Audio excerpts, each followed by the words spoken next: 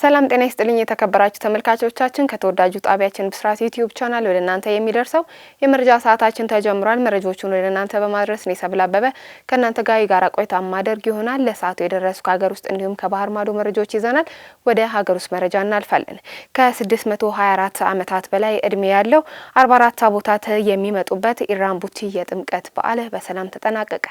በሰሜን ሸዋ ዞን በምንጃር ሸንኮር ወረዳ በኢራንቡቲ ቀበሌ የጥምቀት በዓል በሰላም መጠናቀቁ ተገልጿል። በቦታው ከ14ኛ ክፍለ ዘመን ጀምሮ የጥምቀት በዓል መከበር እንደጀመረ ለብስራት ራዲዮ የተናገሩት የሰሜን ሸዋ ዞን የመዳረሻ ልማት ባለሙያ የሆኑት ወይዘሮ አለም ገርመው ናቸው። ከ18 አጥቢያ ቤተክርስቲያናት 44 ታቦታት ይዘው ከተለያዩ አካባቢዎች በመሰባሰብ ኢራንቡቲ ላይ የጥምቀት በዓል በድምቀት እንደተከበረም ገልጸዋል። ቦታው ለቱሪዝም ሆነ ለአካባቢው ምዕመናን ምቹ ስፍራም ነው። የራሱ መንገድ ያለውና ሁሉንም ነገር ያሟላ የጥምቀት በዓል ማክበሪያ ስፍራ መሆኑንም ገልጸዋል። በኢራንቡቲ ከሌሎች ቦታዎች ወይንም አካባቢዎች በዓሉን ልዩ የሚያደርገው የትኛውን ቦታ ላይ 44ቱ ታቦታት አይገኙም። እዚህ ግን ሁሉም አንድ ላይ ስለሚገኙ ቦታውን ልዩ ያደርገዋል ብለዋል። በየዓመቱ በርካታ ምዕመናንና ቱሪስቶች እውነት 44 ታቦታት በቦታው መገኘታቸውን ለማረጋገጥ የሚመጡ እንዳሉም ገልጸውልናል። በበዓሉም ታላቅ የሃይማኖት አባቶችና የመንግስት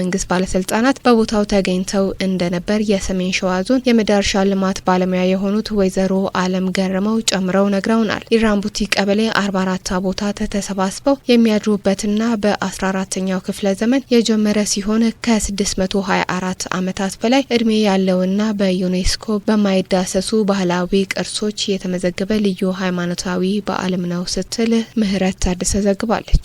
በህገወጥ መንገድ እርድ ሲፈጽሙ የተገኙ ግለሰቦች በቁጥጥር ስር ውለው ምርቱ እንዲወገድ ተደረገ። በኢሊባቡር ዞን ሁሉ ወረዳ ውስጥ በህገወጥ መንገድ እርድ ሲፈጽሙ የተገኙ ግለሰቦች በቁጥጥር ስር ውለው ስጋው እንዲወገድ መደረጉን የሁሉ ወረዳ ኮሚኒኬሽን ጽህፈት ቤት መግለጫ ገልጿል። በህገወጥ መንገድ የታረደው በሬ ከንግድ ፍቃድ ውጭና ለእርድ ባልተዘጋጀ ምቹ ባልሆነ ቦታ ቅድመ የጤና ምርመራ ሳይደረግ ለእርድ የተዘጋጀው በሬ በድብቅ በማደራጀት ከህብረተሰቡ በተሰጠ ጥቆማ እንደሆነም ተናግረዋል። ስጋው በህክምና ምርመራ ለናሙና የተላከ ሲሆን ለምግብ ሳይውል እንዲወገድ ደረገው ለጤና አደገኛ መሆኑን በእይታ በመታወቁ እንደሆነ ብስራት ራዲዮ ሰምቷል። ህገወጥ እርዱን ሲያከናውኑ የነበሩ ግለሰቦች በቁጥጥር ስር የዋሉት እርዱን በድብቅ ከመፈጸማቸው ውጪ በድብቅ በተሽከርካሪ ጭነው ለተጠቃሚዎች ለማቅረብ ሲሞክሩም ነው። በኦሮሚያ ክልል በስጋ ምርቶች ለመቆጣጠር የወጣውን መመሪያ ቁጥር 8/2014 በመጥቀስ ክስ እንደተመሰረተባቸውም ተገልጿል። ተመልካቾቻችን ከሀገር ውስጥ የነበሩ መረጃዎች እነዚህ ነበሩ። አሁን ደግሞ ወደ ባህር ማዶ እናልፋለን።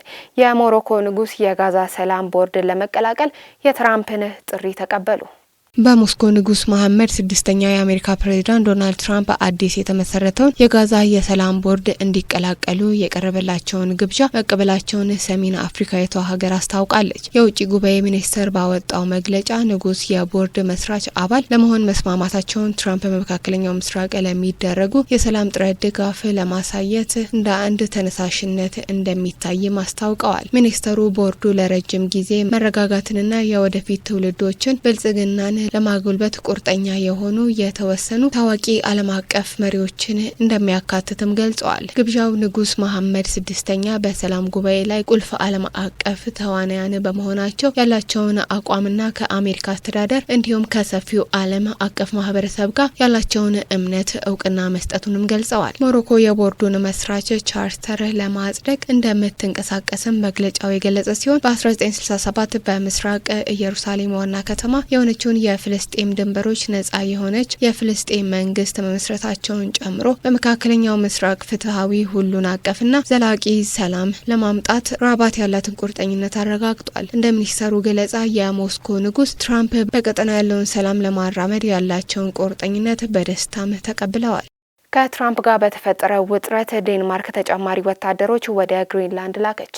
የዩናይትድ ስቴትስ ፕሬዝዳንት ዶናልድ ትራምፕ ራሷን በራሷ የምታስተዳድር የዴንማርክ ግዛት ለመቆጣጠር መዛታቸውን ተከትሎ ዴንማርክ ተጨማሪ ወታደሮችን ወደ ግሪንላንድ ልካለች። የሮያል ዴንማርክ ጦር አዛዥ ፒተር ቦይሰን ተጨባጭ አስተዋጽኦ ለማበርከት ወታደሮቹ በምዕራብ ግሪንላንድ ውስጥ በካንገርሉክስ ማረፋቸውን እንደተናገሩ የዴንማርክ መገናኛ ብዙኃን ዘግቧል። የዴንማርክ ሕዝብ መገናኛ ብዙኃን የሆነው TV2 እንደዘገበው 58 የዴንማርክ ወታደሮች በአርክቲክ ግዛት አርፈዋል። 60 የሚያህሉ ሌሎች ኃይሎች ወታደሮቹን ተቀላቅለው በመሄድ ላይ ባሉ ሁለገብ ወታደራዊ ልምምዶች የተቀላቀሉ ሲሆን ይህ ዘመቻ አርክቲክ ኢንዱራንስ እየተባለም ይጠራል። የዴንማርክ መከላከያ ሚኒስቴርና የዴንማርክ ጦር ኃይሎች አስተያየት እንደሰጡ በጉዳዩ ላይ ለቀረበላቸው ጥያቄ ወዲያውኑ ምላሽ ከመስጠትም ተቆጥበዋል። ሰኞ ዕለት ከኤንቢሲ ኒውስ ጋር ባደረጉት ቃለ ምልልስ ትራምፕ ደሴቱን በኃይል ይቆጣጠሩ እንደሆነ ለቀረበላቸው ጥያቄ ምንም አስተያየት የለኝም ሲሉም መልሰዋል። ይህንን የትራምፕ አስተያየት የተሰማው የኖርዌይ ጠቅላይ ሚኒስትር ጆናስ ጋር ስቶለር በስምምነቱ መጨረሻ በላኩት የጽሁፍ መልእክት እንደገለጹት የዘንድሮ የኖቤል የሰላም ሽልማት ካጡ በኋላ ስለ ሰላም ብቻ የማሰብ ግዴታ የለብኝም ሲሉም ተደምጠዋል። ተመልካቾቻችን እስካሁን ስትከታተሉት የነበረው ከተወዳጁ ጣቢያችን ብስራት ዩቲዩብ ቻናል ወደ እናንተ ሲደርስ የነበረው የመረጃ ሰዓታችንን ነው። መረጃዎቹን ወደ እናንተ በማድረስ እኔ ሰብል አበበ ከእናንተ ጋር ቆይታ አድርጌ ነበር። መልካም ቆይታ።